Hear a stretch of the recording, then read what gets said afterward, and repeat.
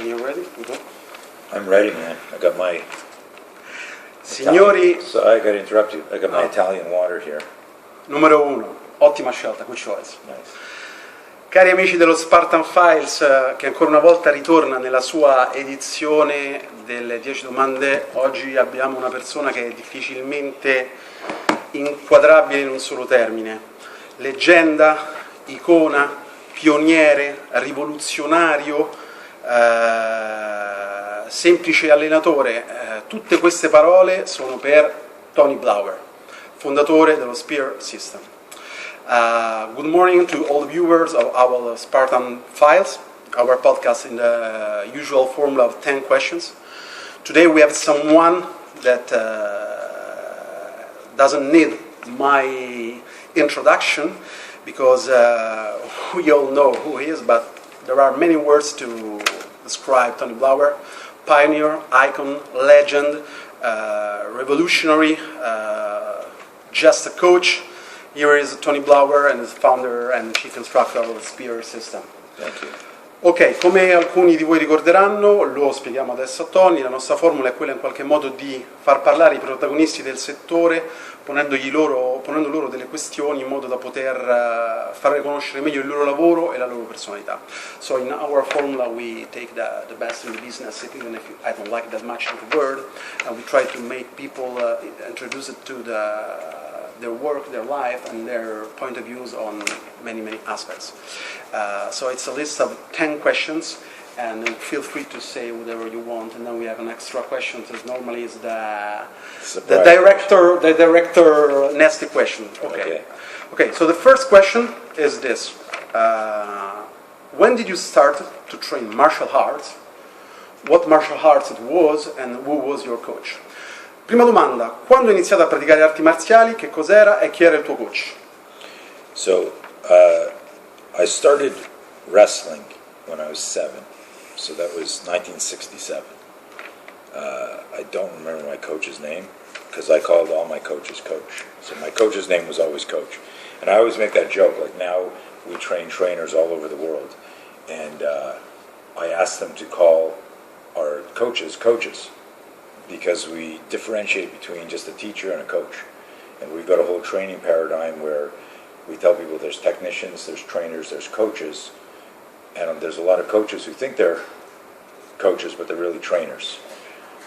The coach is about understanding mindset and fear and performance. So I respectfully, whether even my PE teachers in school, it was always coach. And I would tell people, I'd say, do you remember your math teacher's name? No. Do you remember your physics teacher's name? What about your gym teacher? Oh, it was coach. We always remember coach. So I started wrestling when I was 7. Now, today, we think of wrestling as a combat sport because of the UFC, right? But before that, no, wrestling wasn't considered a martial art. But it is. It's an amazing foundation. But my first traditional martial art was Taekwondo. I started in 1973 after I got jumped by 2 guys who were from high school. I was leaving elementary school. I got jumped. I went home. I told my dad, hey, 2 guys tried to beat me up. They got jumped me. I got held. I got hit in the body. They ran away laughing. And he said to me, you got to learn how to defend yourself. I said, yeah, I agree. And he said, you got to study martial arts. And there was only one school near my house. It was a Taekwondo school, and my coach instructor's name was Alex. And what a journey. Yeah. Ok, because it was Long late. time ago. Go for it. Allora, lui ha iniziato nel 1967 con il wrestling, che oggi è considerato per via dello UFC una specie di sport da combattimento, ma che in realtà al tempo era considerato appunto semplicemente uno sport come un altro. La cosa particolare è appunto che lui ha detto non ricorda particolarmente il nome del suo istruttore, ma ricorda appunto l'idea del chiamarlo con il coach, ed è molto interessante quello che lui ha detto sul discorso del chiamare il nome coach, non soltanto per un discorso di ricordare poi più facilmente eventualmente alcuni personaggi proprio sotto la dicitura di coach, ma proprio per il fatto di dare la valenza alla parola coach di una parola che comunque sottintende una grande conoscenza, una grande competenza della materia ovviamente di cui si è coach, tale da differenziare quello che è poi il semplice allenatore. E poi nel 1973, in conseguenza di un'aggressione che lui aveva subito, iniziò a praticare il taekwondo su consiglio del padre e il suo primo insegnante era Alex. Ok. Question number That two. was pretty impressive. Yeah. Yeah, good work. Thank you. Number two. At what age did you approach self-protection? A che età ti sei avvicinato comunque alla difesa personale? Explain more. What do you mean, approach self?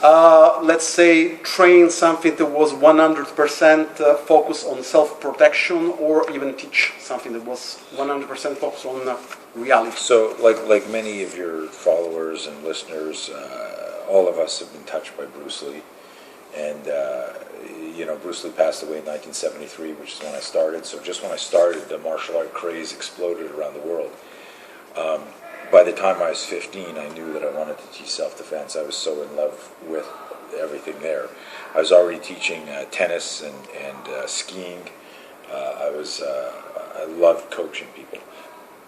And so I was a professional ski instructor when I was 15 years old. They had to make an exception in the insurance for the hill because I'm not even an adult.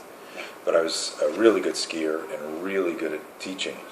So teaching martial arts was something I really wanted to do. But my focus was always self-defense. Remember, I got attacked, and so it wasn't like I saw a movie and I want to go. And so what I did was everything I did, even in Taekwondo. I mean, when you've got somebody that's much better than you, you're standing there, and all of a sudden he goes whack, and he kicks you in the face, and you're like going, "Holy shit!" Like in the beginning, you think everything works in the self-defense world, and so. But my intuition was telling me something was wrong.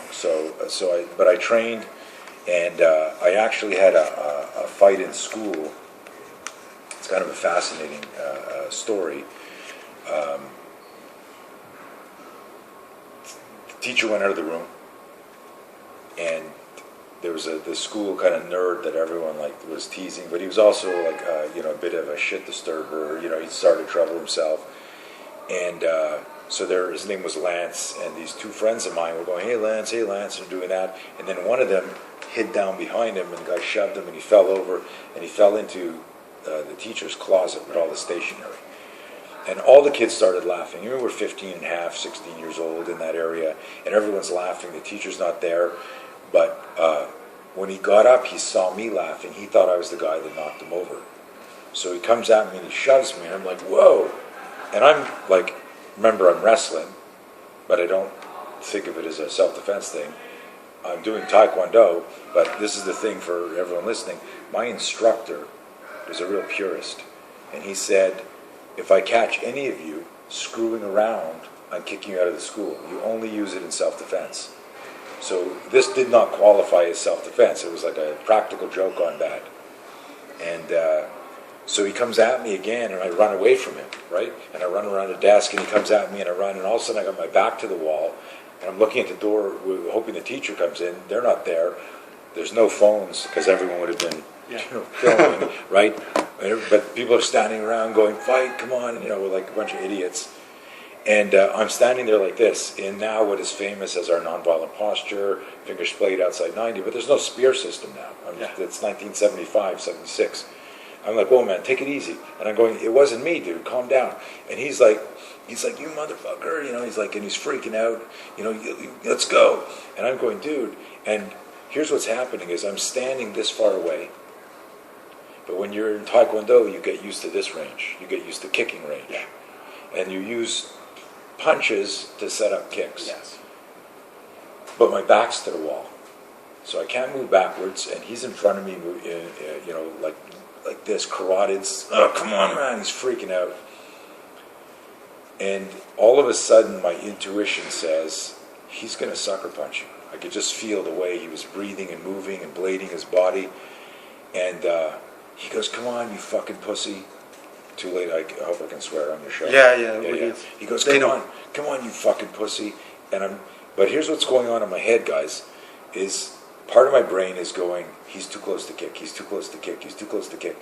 Because as martial artists, we develop an unconscious bias to what we do. If you're always doing jiu-jitsu, you try to solve every problem on the ground. Yes. If you're always doing taekwondo, everything's a kick. If you're studying only knife fighting, everything is a knife. But you can't, in 99.9% of the world, you can't just stab somebody. You can't just shoot somebody. You can't just break somebody's neck. And so I'm standing there, this part of my head, I hear Alex's voice. If you use this, and it's not real self-defense, and I love my martial arts. So I was like hesitating there. And then tactically, he's too close to kick, he's too close to kick, he's too close to kick. And then all of a sudden, what's converging is I can see him leading this punch. And he goes, come on, you fucking pussy, I'll let you have the first punch. As he says the word punch, I throw a jab. But I don't know how to jab as a fighter. My hands are like this. I throw the world's shittiest jab, right? My sister throws a better punch. And I hit him in the face, but as soon as I touch him, that overhand comes on me. So he was getting ready to punch because it was like a ricochet. And so I throw the jab, and as it's coming back, I see this happen, and my hands come up. So I do my first startle flinch. It bounces off my forearms, and the collision, his head is right here. Like I'm stuck like this, and his face is right in front of me. And what I do is I underhook his arm, and I grab his hair, and I pull him in, and I go right into my reflex for wrestling. I do a hip throw, and I throw him down on the ground. He hits the ground hard. We're not on mats. I grab him by the hair. I'm still kind of holding on, and I whip him into a desk. He hits the desk, and he's stunned. And at that point, I'm in a stance, and I scream, "If you get up, I'll fucking kill you." I just lose my.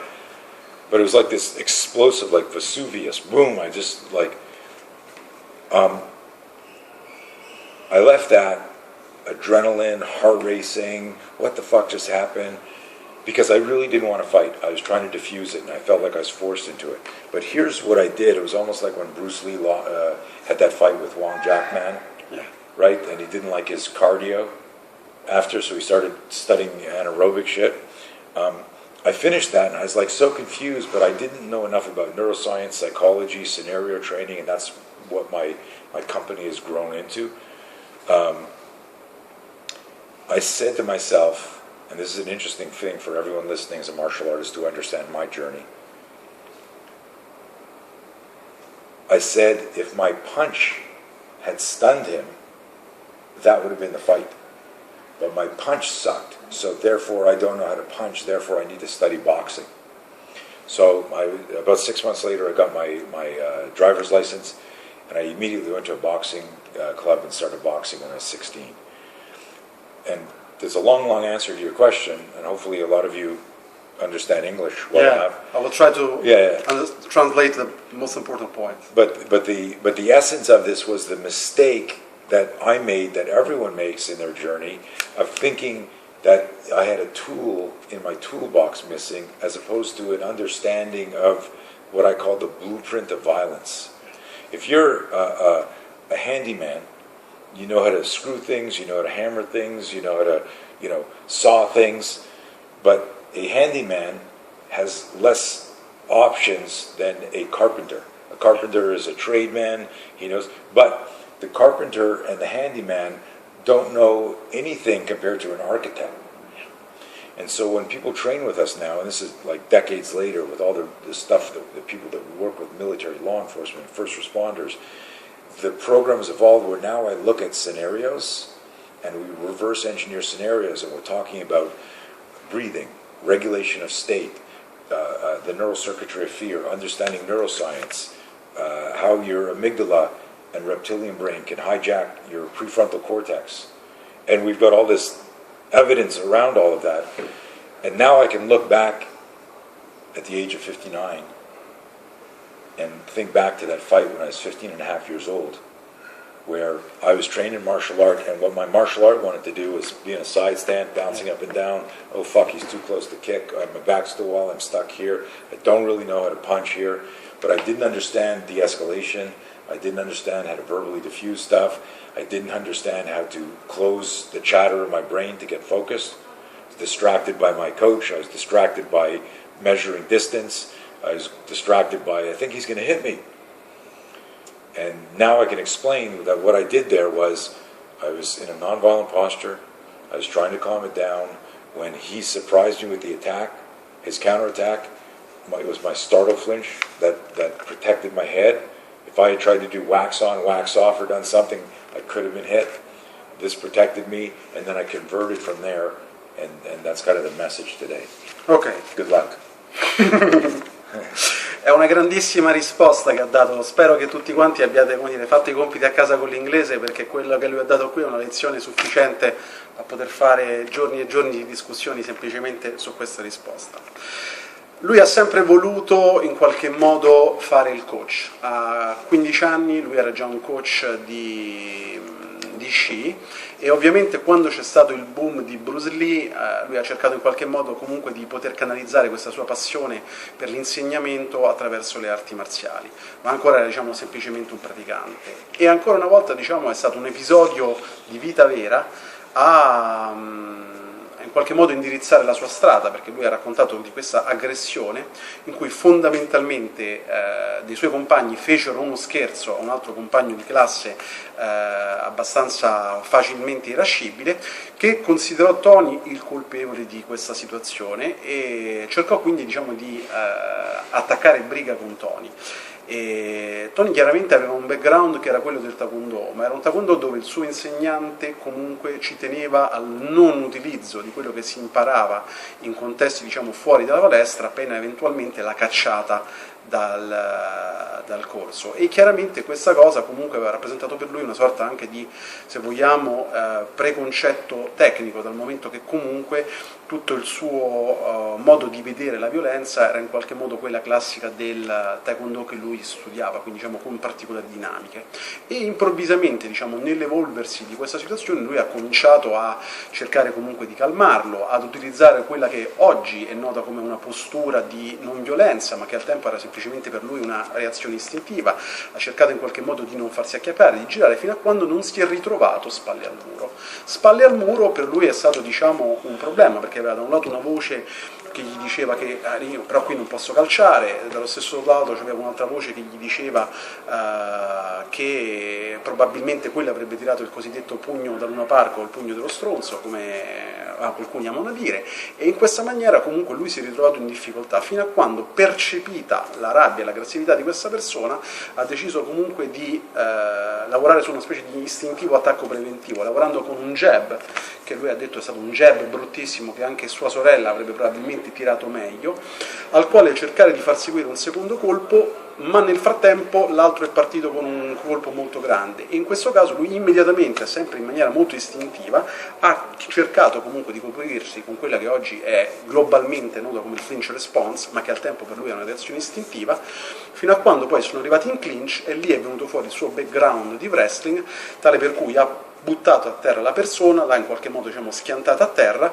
e l'ha controllata, dicendo che comunque se avesse continuato, nonostante, diciamo, le provocazioni precedenti, avrebbero comunque potuto passare guai peggiori, ovviamente lui che era a terra. Questa cosa è stata in qualche modo una sorta di apertura per lui, una sorta di apertura di occhi, eye opener, dicono dalle loro parti, perché in questa maniera si è reso conto innanzitutto che aveva bisogno di prendere lezioni di box, perché non sapeva assolutamente come boxare, e poi soprattutto ha cominciato in qualche modo a guardare le cose in una prospettiva differente. Senza entrare nel dettaglio di tutte le cose preziosissime che lui ha detto, il punto della questione è che oggi nel sistema di Tony Blauer una delle cose fondamentali è quello di analizzare gli scenari attraverso il processo di reverse engineering, cioè di ingegneria al contrario, tale per cui si analizza uno scenario, una situazione, si valutano tutti quelli che sono i parametri e si cercano comunque di gestirli e allenarli tutti quanti insieme in modo da poter dare poi quella che è una risposta complessiva. It's been hard. Wow. Well, it's been hard. That was impressive. Oh, thank you. I hope that my wife doesn't see, because she's an interpreter. She'll say, "No, you didn't say that. You didn't say that." Okay. We should add her here then. Yeah, no, she's working. Number 3. How is your daily routine? Com'è la tua giornata tipo? Well, These days, it's very different, and like every decade, you change through stuff. You mean more of my fitness training, or do you mean just what's my just daily? one day in the life of Tony Blauer. Right now, whenever I open my eyes in the morning, unless I'm traveling, I don't set an alarm. So I could wake up at 5, I could wake up at 7. I don't look at my emails, I don't look at my phone. The first thing I do before I even get out of bed is I do some breathing exercises and I meditate. Then I'll get up. I've got like two options. Sometimes I get up and I love writing and I love creating. So sometimes I'll write first thing in the morning. So I either go for a walk. I live in the country. I'll either go for a walk, and that either turns into a workout. If I pick up the pace and I get back, I'm a little sweaty and warmed up. I got a home gym, so I'll start training. Or I go right into. I work out of my house. I have a stand-up desk. I go right in there and I start hitting at emails and doing business. And that's it. I've got. You saw a bit of the class here. I've got 7 of my European trainers and 20 people doing our trainer course. And we've got a course going on, a law enforcement course going on in Boston now, one in Riverside, California. So we've got 3 courses going on all over the world. I got a training team of 20 people, plus my office staff. So my day is, like running around doing shit like that. Okay. Allora, la cosa molto semplice, lui la mattina, se non diciamo impegni particolari, ama svegliarsi senza la sveglia, fa degli esercizi di meditazione e di respirazione, dopodiché, a seconda di quella che è più o meno la sua giornata, di solito o va a allenarsi, per cui va a fare delle passeggiate, zaino zavorrato o comunque attività fisica, o eventualmente si dedica alla gestione di quello che è comunque la sua attività lavorativa collegata alla sua organizzazione. Loro adesso hanno qui 7 istruttori europei con 20 persone che stanno facendo il corso di certificazione. C'è un corso di law enforcement che sta andando in questo momento a Boston, c'hanno 3 corsi in giro per il mondo con un team di 20 istruttori, per cui diciamo che idealmente sta dietro alle sue cose. Ok. Number 4. This is one of my favorite questions. Number 4, number 5. Qual è la cosa migliore del tuo sistema secondo te? Which is according to you the best thing of your system?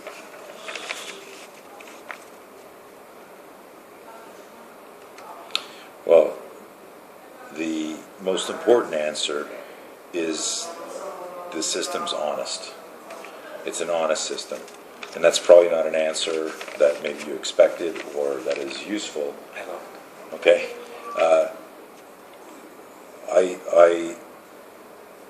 We look at real violence and we ask ourselves honest questions, and then we pressure test it. There's a thing that I've been saying for about 20 years now, maybe longer. I was teaching at the Smith & Wesson Academy, a very famous firearms academy, and I was being interviewed for SWAT magazine, and it was 1991. And I'm explaining with great passion. I'm a lot more mellow right now, but I was explaining with great passion. No, you don't. You got to see another reactionary gap and look at the dashboard videos. And the guy says to me, he says, "Do you think your system's like the best system in the world?" Which a lot of people have that. They confuse my passion for safety and training for like I'm putting down other things, forgetting that I'm a lifelong martial artist. And I go, no, I think my system's the most realistic fake stuff that I can come up with. I understand that all training is fake. All training can be dangerous, but if I know we're going to grapple, if I know we're going to spar, if I know we're going to do anything, then the fact that I know means it's not a real attack. And the fact that we're using a training weapon means it's not a real knife. And the thing that I'm using high gear means we're not really hitting each other.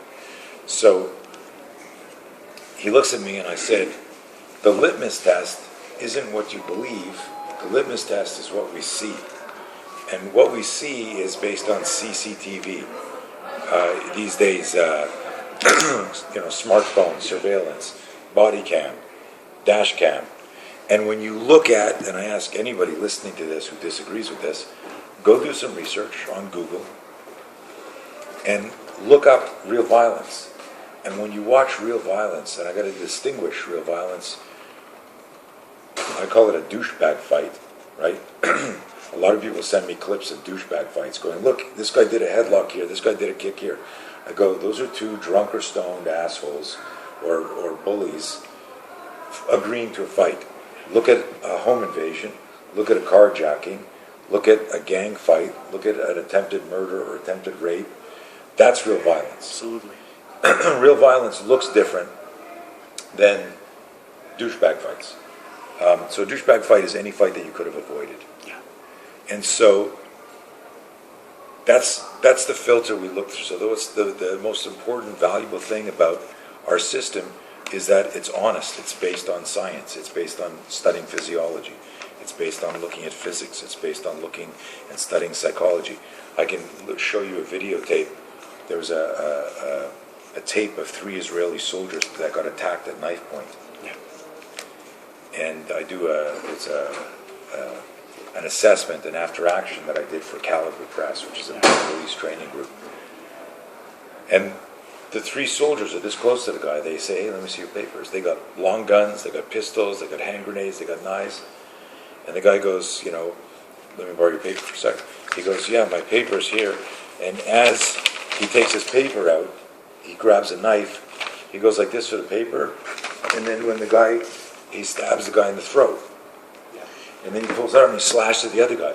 This guy gets cut. The other soldier does this. He slashes back at the other guy. He does. What are they doing? 3 Israeli soldiers. They're flinching.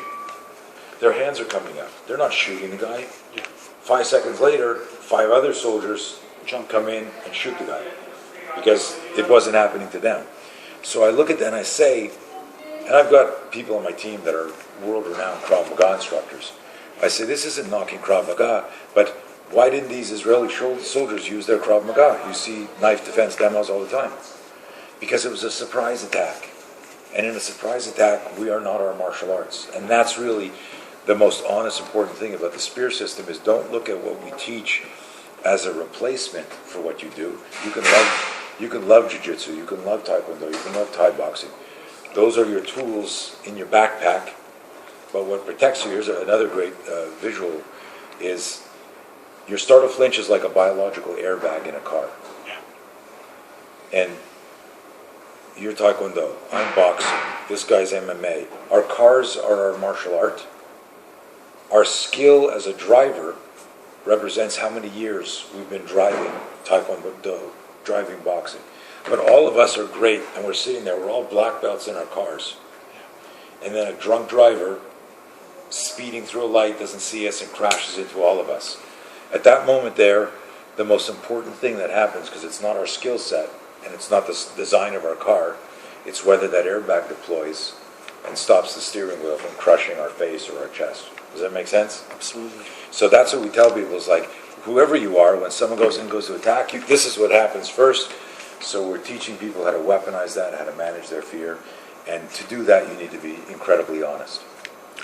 Ok, anche in questo caso una bellissima risposta, una risposta molto completa. Lui dice la cosa fondamentale del nostro sistema è che è un sistema onesto che è basato sullo studio della fisiologia, sullo studio della psicologia, sullo studio della biomeccanica, sull'analisi costante di quello che succede nella realtà, e quando parla di realtà e violenza non si riferisce al classico scontro fra ego, fra due persone ubriache, ma parla della violenza che è quella che può essere appunto dell'invasione domestica, home invasion, dell'eventuale aggressione a scopo di rapimento, di quello che può essere qualsiasi un tentativo di assassinio di parte eventualmente di scontri di gang, o comunque un tentativo comunque di assassinio, cose che seguono totalmente delle dinamiche differenti. Lui fa l'esempio, non per parlare male del Krav Maga, perché lui ha detto che ha comunque molti suoi istruttori sono anche insegnanti di Krav Maga di qualità.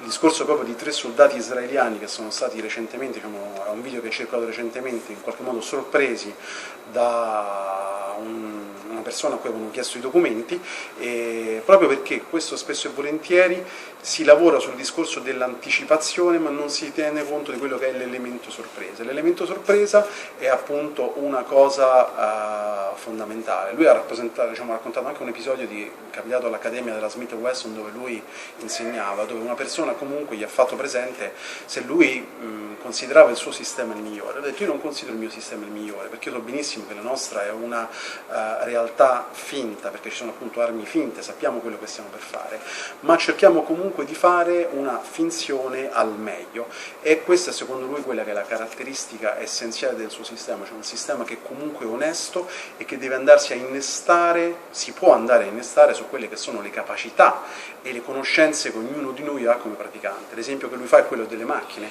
Ognuno di noi guida una macchina può essere rappresentata dal taekwondo, una macchina può essere la box, una macchina può essere il jiu-jitsu, e noi al volante siamo la nostra esperienza in qualche modo corrispondente al nostro grado, al nostro tempo di pratica, ma fino a quando siamo tutti quanti nell'abitacolo a guidare tranquillamente, siamo tutti bravi.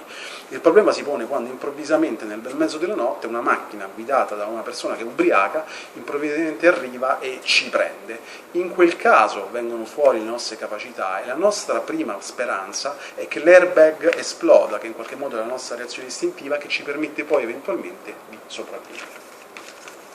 Now, Number five, yeah, halfway. Qual è la cosa peggiore? This is nasty. Which is, according to you, the worst thing of your system? Wow.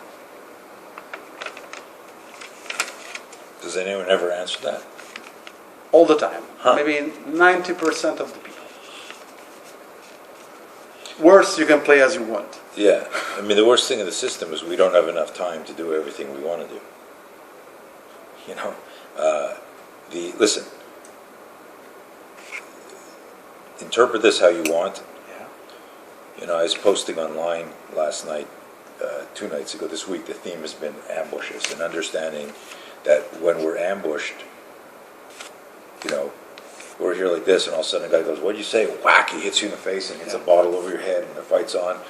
You might have some physical damage, but you also were ambushed at a physiological level, and you were ambushed at a psychological level and a physical level.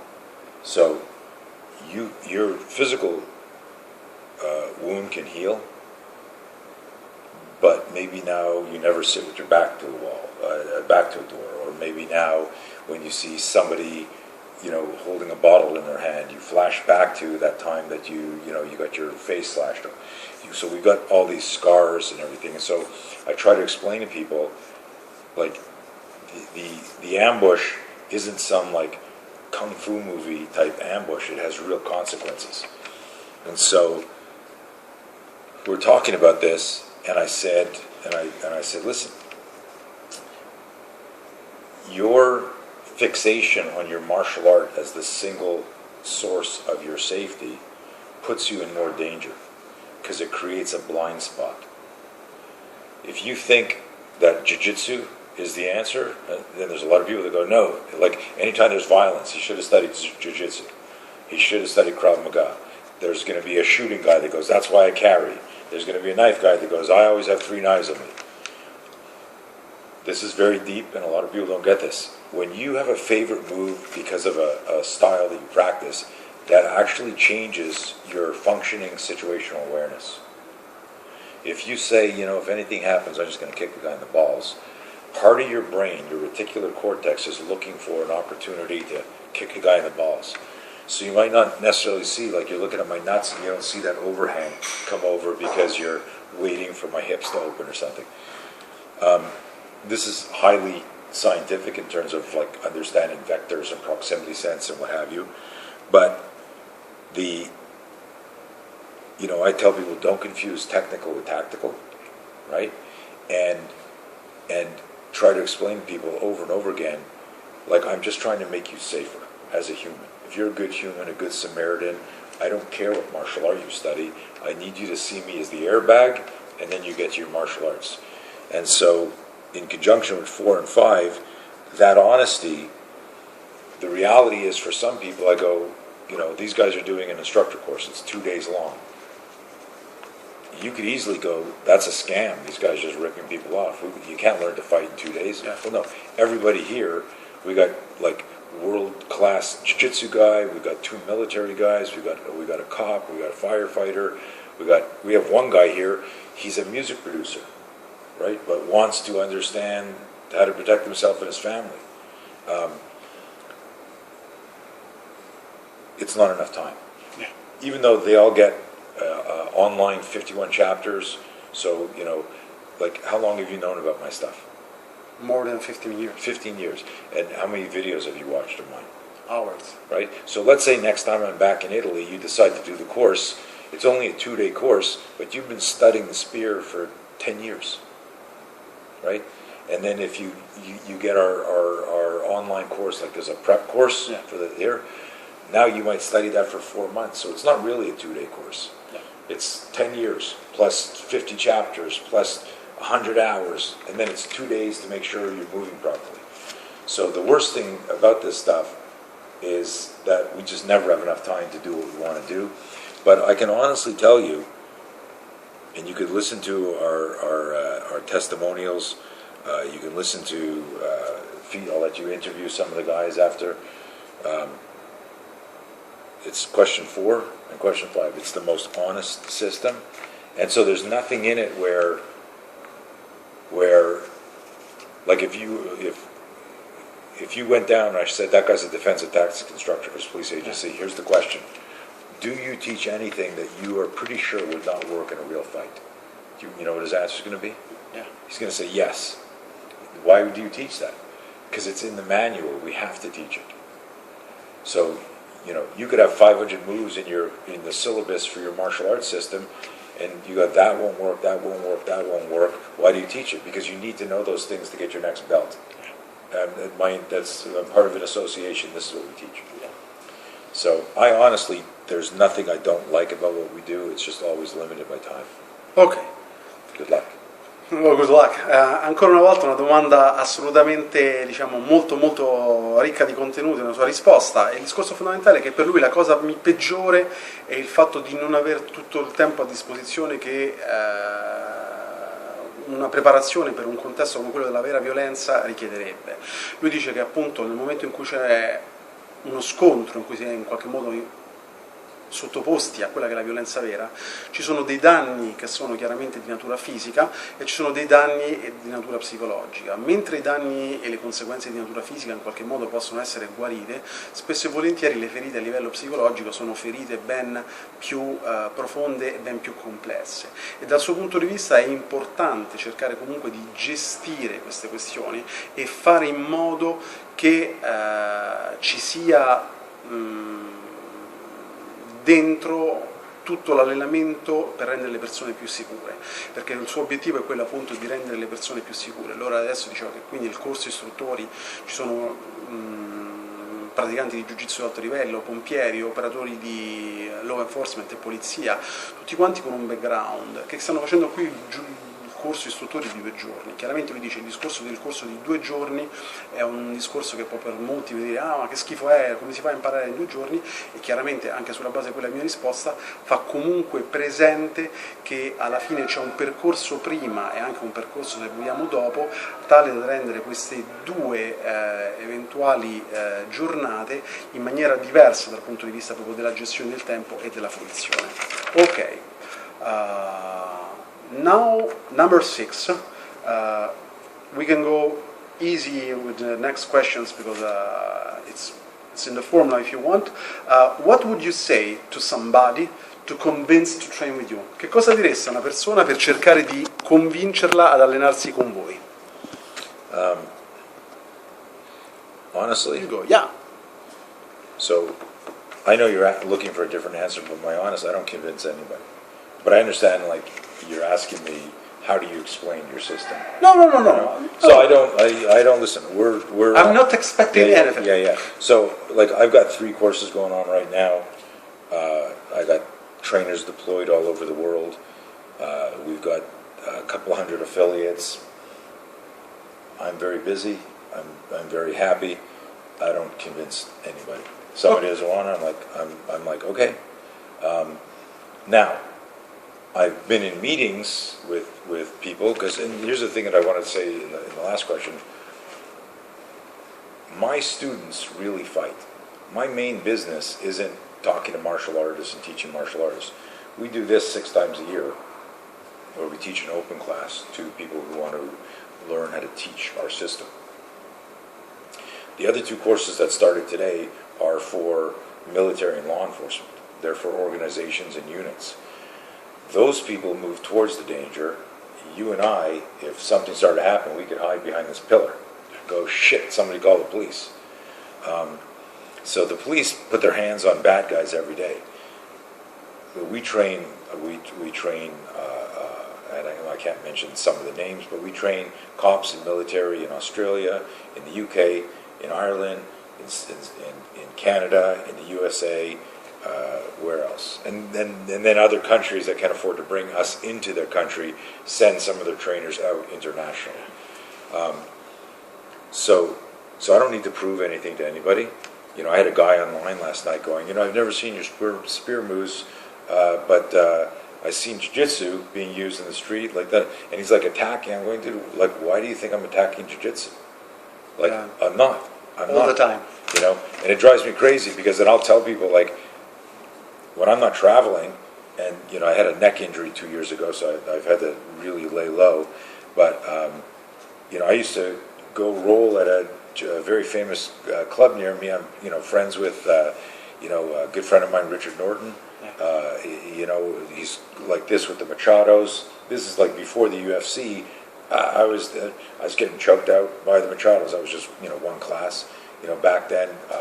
But when I go to a jiu-jitsu class, I lose all the time. But I don't confuse that with the street. Yeah.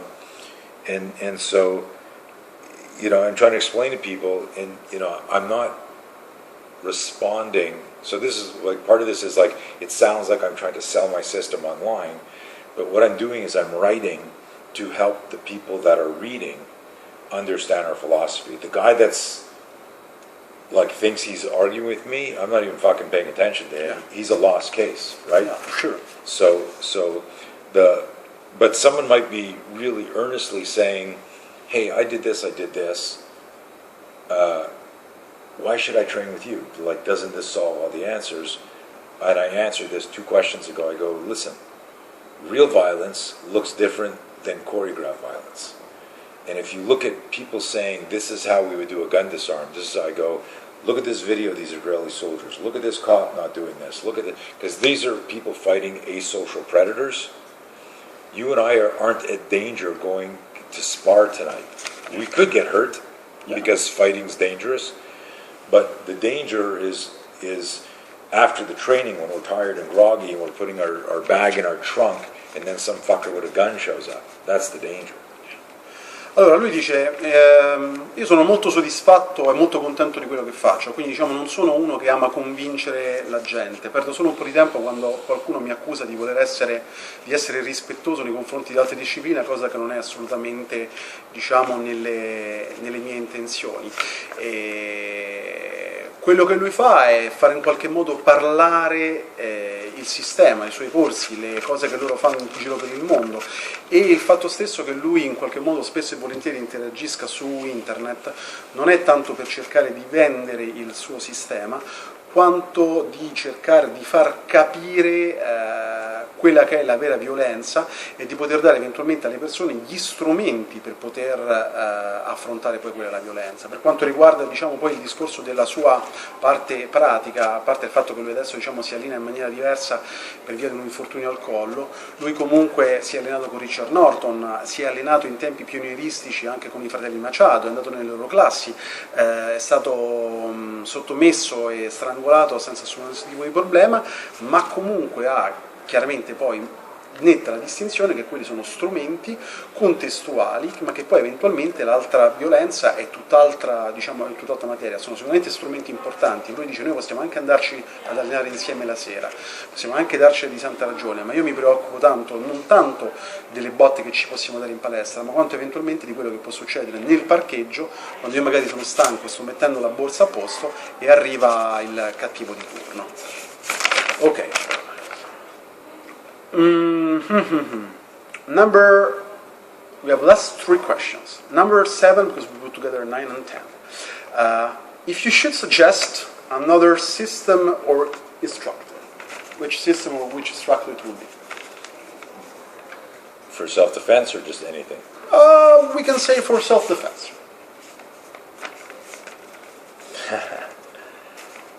We got some style in this podcast. You know what? The most honest answer is this. I get asked and have been asked for years, what do I think of so-and-so? What do I think of this? And you don't know me. Yeah. You know me through online. Yeah, sure. And you guys don't know me. You know me through this, and you could go, oh, he's full of shit, or he seems down to earth. I think I haven't studied my fighting system, I've studied violence. And that's what I tell people. I have studied violence for 40 years. There are people that are fucking amazing at their street stuff. Kelly McGann, Lee Morrison, they're very dangerous men. And this isn't, people misunderstand this. I've studied violence. My focus is, what do bad guys do? And I haven't trained with them, so I'm not judging them. But I always, when people say, what do you think of so-and-so? I go, listen, what you're asking me is, do I think their stuff is better? That's the unconscious question. To me, that's the unconscious question. Not for me, but okay. Right, not for you. Okay. I'm just saying, but so, if I have a pizza shop, right? I'm using an Italian example. Yeah. I got a pizzeria, and I own it. And I'm making it. It's a family recipe. And you go, who's your favorite pizza shop besides you? I go, I don't fucking know.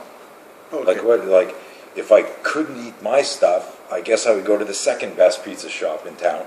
Because if you're really an artist, you believe in your stuff. And so, what I answer at a tactical business level, I honestly, if I thought that was better than what I did, remember I said honesty? Yeah. If I thought what they were doing was better, I would go work for them. Oh. I go, hey, I'm closing the company, hey, hire me, because I like your stuff is, and I've told people this where, in our classes, man, where I go, if I'm teaching you, and then I look out the window and I see like a guy getting a street fight, and I see something that he does that blows my mind, I'll give everyone a break. I go outside, I take a couple $100 out of my wallet, I go, teach me what you just did there. The guy goes, oh, fuck yeah, sure. He teaches me his secret move. I have the ability, and this is the most important thing, is I have the ability to know whether that skill set can be passed on to you. That's a great thing. Right? So I know this is long, but it's so important. And we're getting it in English at least, so we can... Yeah. who would you bet on in a fight? Muhammad Ali or Angelo Dundee? You know who Dundee is? Angelo Dundee was Muhammad Ali's trainer. He's a little old Jewish guy, right? But who would win a fight between Angelo Dundee and Muhammad Ali? Well, I would say the fight Angelo Dundee. Yeah, but who's going to win the fight? Muhammad Ali. Yeah. Right? Angelo Dundee trained Sugar Ray Leonard. Who would win a fight? Leonard versus Dundee. Sugar Ray Leonard. Both of the greatest fighters in the world hired him to be a coach. Yeah. I'm a coach. People see, oh, I thought he'd be taller. I'm just a fucking coach. How I fight is about personal safety, be your own bodyguard principle, protecting my family. So where I feel that I am different is I study the violence that occurs to us randomly, cops, military, citizens, and then I look at, by reverse engineering scenarios, systems that will enhance safety. I'm not looking at the best way to punch or the best way to kick. Ok, un'altra ottima risposta. Lui dice, se io fossi un pizzaiolo, se io fossi un artista e mi venisse chiesto chi ha dove me la miglior pizza della città, probabilmente direi comunque il secondo pizzaiolo, perché ovviamente io credo in quello che faccio. E questo non voler essere in qualche modo, non è un voler essere irrispettoso, diciamo, è un punto di vista sicuramente interessante. Lui dice sicuramente ci sono dei personaggi che comunque fanno un buon lavoro, lui ha citato Kelly McCann, Lee Morrison, però quello che lui dice è che comunque io sono talmente dedicato allo studio della violenza che se trovassi comunque qualcuno che giudico, tra virgolette, migliore di me, anche se la sua volontà non è quella di dare un giudizio, probabilmente chiuderei tutto e andrei a lavorare per lui. Ma la cosa che a me comunque interessa, e qui veniamo sempre al solito discorso dell'immaginare questi istruttori come una sorta di Kenshiro calati sulla terra che devono per forza di cose vincere contro tutto e tutti, il pugile, il Thai boxer e chi più ne ha più ne metta, la sua idea è appunto quella che se lui dovesse mai vedere durante una lezione un episodio di violenza vera, lui probabilmente interromperebbe la lezione per andare a dare dei soldi a quella persona, farsi insegnare quella cosa che lui ha visto che in qualche modo lo ha colpito e cercare poi in qualche modo di trasmettere queste abilità e queste capacità a un'altra persona. Ok, we have the last two questions with then the next one. Okay, a famous man, dead, alive, whatever you want, that inspires you. Well, Bruce Lee was the guy that there was something about his life, and he touched everybody, and everyone thinks they're the world's biggest Bruce Lee fan, right? You a fan of Bruce Lee's? Quite. Okay. But all of us say, no, I had a bigger collection. I watched Enter the Dragon more times.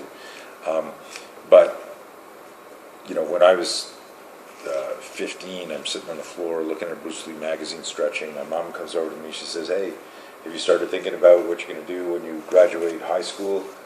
You're going to go into the family business, or you're going to be a lawyer, you're going to be a doctor." And I looked up at her. I said, "Oh, Mom, I'm going to be a famous martial artist like Bruce Lee, and I'm going to develop my own self-defense system." And she pat me on the head. She went, "Okay, dear, we'll talk about this when you're older, right?"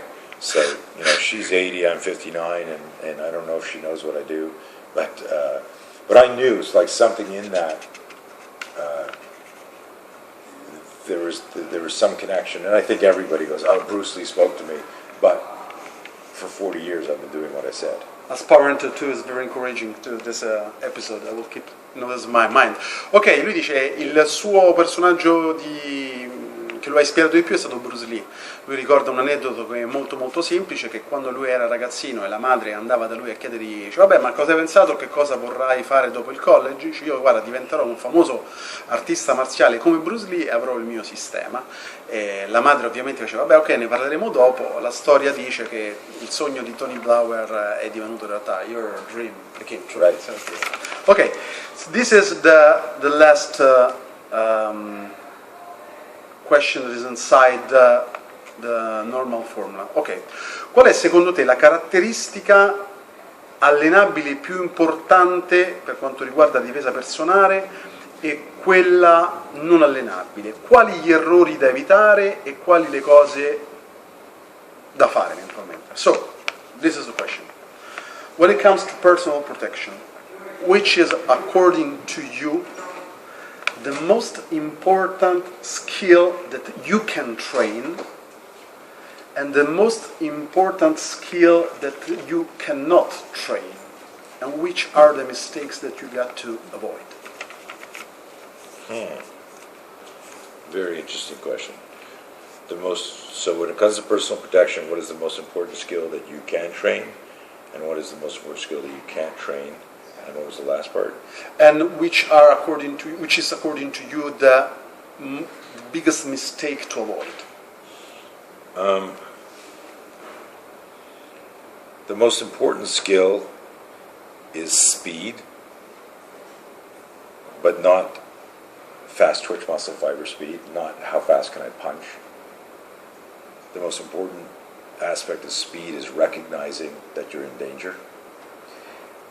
As soon as you recognize that you're in danger, your body's physiological system creates a fear spike. The next most important aspect of speed is how quickly you can down-regulate your fear spike, because that will affect your breathing. If your breathing gets affected and you're hyperventilating, you're not getting blood and oxygen to the brain. Let me translate these steps Yes. myself. Più importante in questo caso allenabile è la velocità, non tanto la velocità da intendersi come velocità di tirare un pugno, quanto la velocità di reagire alla situazione, l'eventuale stress che rilascio adrenalinico della situazione e la capacità, quindi intesa come velocità, di gestire questo rilascio di adrenalina e quindi in qualche modo gestire tutte le varie reazioni fisiologiche. So you've got, and I get asked all the time, how important is speed? And I go, speed is everything. La velocità è tutto. And what people think is like how fast I can move, how fast I can grab a knife, how fast I can throw a punch, and it's speed to recognize you're in danger. Because if you have no awareness, you have no chance. Senza consapevolezza, non avete la velocità di leggere le situazioni, non avete possibilità di uscirne. So if you practice all the time how to get out of a headlock, you're also practicing one extra rep of always putting a headlock on. So you change your pre-contact awareness. It affects your actual situational awareness. Se voi vi allenate sempre sull'headlock ogni volta, per ogni ripetizione in cui vi difendete dall'headlock, c'è una ripetizione in cui consentite l'headlock. E questa è una cosa fondamentale perché chiaramente in qualche modo condiziona la vostra risposta. Does that make sense? Yeah. It seems stupid. Like people go, that's stupid, I wouldn't let it. But that's how your brain works. It's the neurotransmitters, it's myelinization, it's all neuroscience. So we have speed of recognizing we're in danger. We get a fear spike. Ah, fuck. Speed of recognizing that. The next speed is speed of managing your fear, because there's no such thing as muscle memory. There's awareness and then neuromuscular communication. So if I go, here's what's going to happen, man, I'm going to fuck you up. You need to say to yourself, holy fuck, this guy's serious. Am I in danger? What should I do? Oh, I should elbow him in the face with my right hand. How am I going to do that? If you're too scared to figure out, how to fucking fire that elbow, when I go, what did you say? And like in a John Wick movie, in a Van Damme movie, you practice it and it's choreographed. But in real life, if I go, here's what I'm going to do, you motherfucker, and you're like, and your heart's pounding, and you're like, because all of us has had that happen to us at some point in our life, where our fear has prevented us. And it doesn't have to be a physical fight. It could be a confrontation at work. It could be just a road rage thing. It's not like an attack. So what's neat about this formula is it applies to all confrontations in life, an argument with our wives, something with our kids, an employee, whatever. Speed to recognize there's a problem. Velocità di riconoscere il problema. Speed to recognize that your physiology is hijacking your thinking. Velocità nel riconoscere le reazioni fisiologiche. Then, because now the clock has started, you need to get in control of yourself. So adesso che tutto è iniziato dovete comunque velocità nel riguadagnare il controllo. And then how quickly can you choose something functional to do? E poi ovviamente quanto scegliere velocemente qualcosa di funzionale da fare. In the case of violence, because our show's martial arts and self-defense, a lot of people don't realize it takes a lot of courage to walk or run away from a fight. Un sacco di persone non si rendono conto che per quanto riguarda la violenza c'è comunque un sacco di coraggio, serve per restare in uno scontro o comunque andare via. So if our ego keeps us near the danger, we're actually putting ourselves and our family in more danger because of our ego. L'ego è in grado comunque di tenerci molto vicino al pericolo, di tenere anche i nostri cari vicino al pericolo. Again, I look at violence very different than a lot of people. I'm not cavalier about it. I abhor violence. And so I'm like, I've had violence happen to me, to my family, like shit that involves cops and Non ha una visione cavalleresca della violenza. I train for decades now police officers. I've trained soldiers that have been killed in battle, maimed, paralyzed, and so I know that violence leaves a stain. La violenza lascia delle macchie, delle conseguenze. Questo comunque è un'esperienza molto ampia nell'allenamento delle persone. So we've spent a great deal of time again studying violence so that we understand the architect, the blueprint of violence, so that we can say detect, diffuse, defend, and each one of those, the 3Ds, has a cascading body of work under it. So we can do a whole seminar on situational awareness, a whole seminar on de-escalation, verbal diffusing, and a whole seminar on the self-defense. Nel suo sistema c'è appunto un discorso di grossa analisi della violenza per individuare quelle che sono quella che è proprio l'impronta digitale della violenza, creando un sistema che poi è basato appunto sulla detect, diffuse and defend, sulla appunto l'individuazione della violenza, sull'eventuale evitare la violenza e come eventualmente poi difendersi dalla violenza. Yeah. So this is the most important yeah. thing to So train. speed. Yeah. And the untrainable.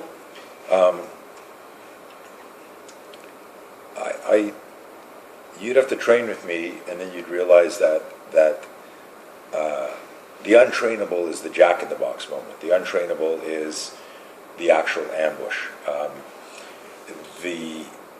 I just posted about it, and it had a really good response on LinkedIn and Instagram, not so much on Facebook, but where I said, people are always asking, what's the counter to an ambush? And I would always say, there is no counter to an ambush. That's why it's called a fucking ambush, right? So, but people, no, like in our style, this is what we do for the ambush. I go, no, like there's no counter to an ambush. You weather the ambush, and if you're conscious and alive, you get back in the fight, but you need to weather the ambush. Ok, lui dice ovviamente.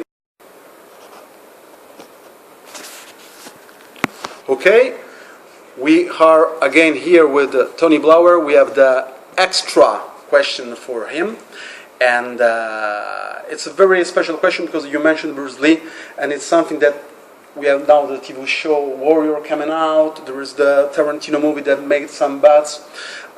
Every time you read on here about Bruce Lee, there are haters, and there are the guys that see like a kind of god, and it's always hard to get a balanced opinion on Bruce Lee. You are deep into martial arts, and you knew a lot of fighters, a lot of people that are really professional in martial arts. So, which is, according to you, the real heritage of Bruce Lee? Which is the real value of Bruce Lee? Yeah, so I don't know if you knew this, but I was very good friends with Brandon, and so I knew Brandon for years. I was actually in Hong Kong with him. I worked on a movie, Legacy of Rage, with him. We hung out, we trained together. When I used to live in Canada, he flew to train with me. So I knew him for years. I was on the set of The Crow 3 weeks before. So my relationship to Bruce Lee is a little bit deeper than other people's because I became friends with his son. And it was interesting because one of his instructors, one of Brandon's instructors, would criticize Bruce Lee. And then Brandon, so imagine how surreal this is with me. I'm hijacking your question, but I think this is such an interesting thing, right? Go wherever you want. Because it's a story that no one else can tell. Where I'd be training, hanging out. We were in Brandon had one of his apartments was in Hollywood near Melrose, and we're there one night, and we're playing ping pong and working out and partying and he starts explaining to me how his instructor, I'm not going to mention the guy's name, he says, I was just training with him, he says, this is the way you're supposed to do the side kick. Even the way my dad did it didn't generate as much force, as it could because he doesn't have this type of rotation. And I'm like, understand this, like, it was 1986. His son, 26 years old, he's 23 or something. And it's Bruce Lee's son telling me that Bruce Lee's sidekick wasn't, and I'm like, so there's a part of me going, what the fuck? Like surreal? And then there's a part of me that's a much more experienced instructor, martial artist than Brandon was at the time. And I looked at him and I said, your dad had the most amazing sidekick. And there's legendary stories of him, whap, kicking stuntman and doing, and it was easy because Brandon had a unconscious love-hate relationship because everyone, and this is how we first met, it was in an acting class, and I, talking to him, we're walking after class, I go, hey, you know, my name's Tony Blauer. He goes, hey, Tony.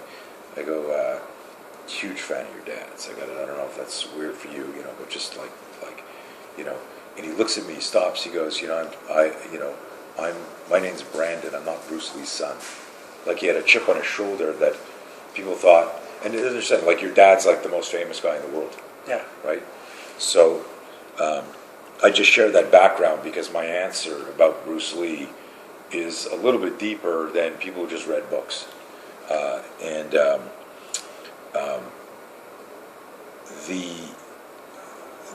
The most important,